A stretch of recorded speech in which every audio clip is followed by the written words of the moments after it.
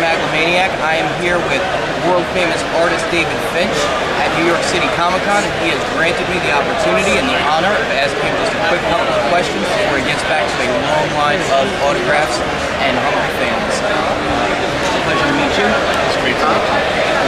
Thank you. You have had a great opportunity and really a career of working on major headlines, major titles. Which do you think has been your favorite work and your favorite creators to work with? It's actually, I would say, kind of almost an impossible question for me to answer, because I have projects that I really like some of the art that I was able to do and some of the things that I got to draw, and then I have projects where I just loved the story and it was so moving and it was such a great story, but didn't necessarily give me the same kind of room to draw. So yeah, it's really hard for me to look back. I think ultimately looking back, if there's a place in my career where I could say I really got a chance to draw the kind of art that I want to draw and got the kind of story that I want to get, my career, it's just recently how Batman the Dark Knight. Right now, with Ryan Bendis, who is incredible. He's such a great writer. I feel like I'm Christopher Nolan, great guy. There's so many. We don't want you to feel like you're insulting anybody by not mentioning them. So since you mentioned a couple of people, what is it like working with Brian Michael Bendis? Because a lot of people feel like he's the driving force in the Marvel Universe now, and I think that's a really good assessment of the way that universe and that company is going. So what's it like to work with him, especially when he's doing so much responsibility? He never stops. He works all the time, and the reason why he can do so many books and maintain such a high level, top level of quality is because he loves these as he's dedicated. He just does the work, and he's really driving the Marvel Universe right now because he's also very collaborative, and that's something that's unusual in a writer.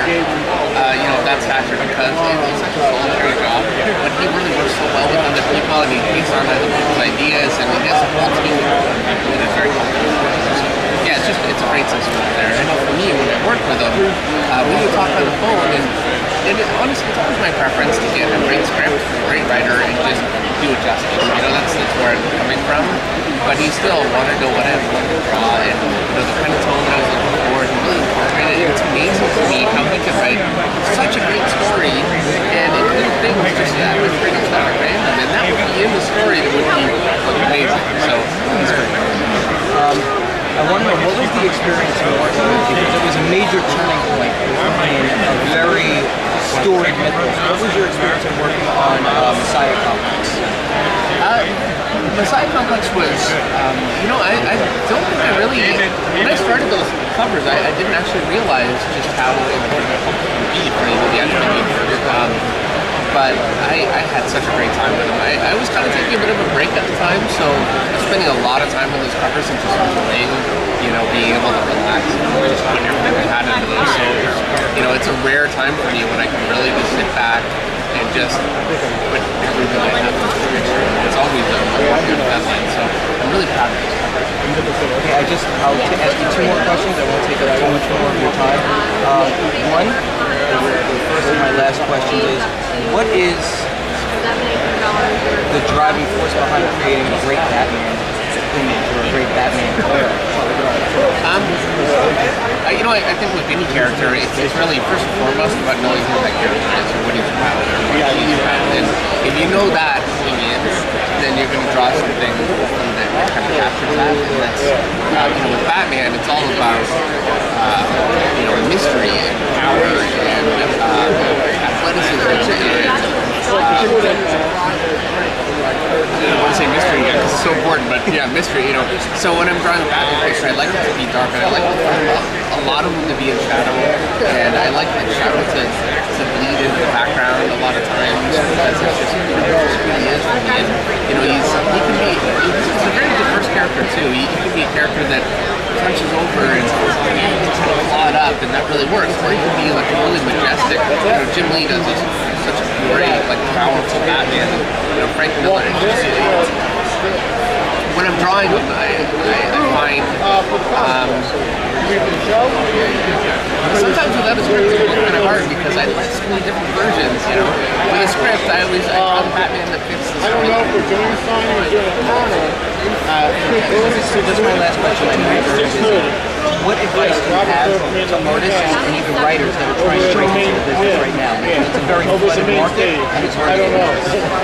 You know, it really is. I would say, you know, the internet is our friend, first and foremost. You know, you can put out your own comment or get a DVR page. Coming to conventions like New York right now is great because the publishers will actually have submissions that you know, if you're an artist and you submit your work, they look at it and get back and hopefully you might get an interview. But really, if you're an artist and the work is there and it's strong enough, they will fund you because you know, publishers are looking for an artist that they can sell. And it really comes down to making sure that you take a honest look at your work and say, okay, I'm actually really doing the kind of work that people are buying right now. And you know, that's not to say that you need to direct copies there, but you need to be within, you know, it's important. And Lincoln as a writer is, gosh, you know, it takes a level of dedication that I think is very great. Thank you so much. Go to Maglomaniac online now! Perfect. That's great.